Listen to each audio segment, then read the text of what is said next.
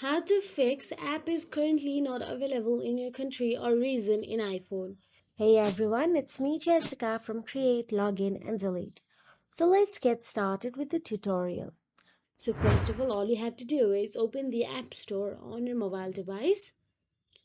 And now once inside the App Store, simply tap on the profile picture of yours or your initial at the top right corner of your screen and navigate to your profile section. Now again, once on your profile section, simply tap on your name at the top.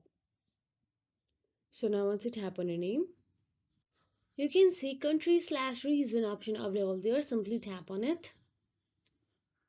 And once you tap on it, you'll be navigated to the list of countries available.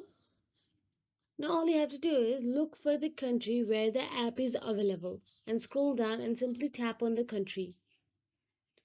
So once you tap on the country, tap on the continue option available there. Then you'll be navigated to terms and conditions. Tap on the agree button available at the top right corner of your screen and agree to these terms and conditions.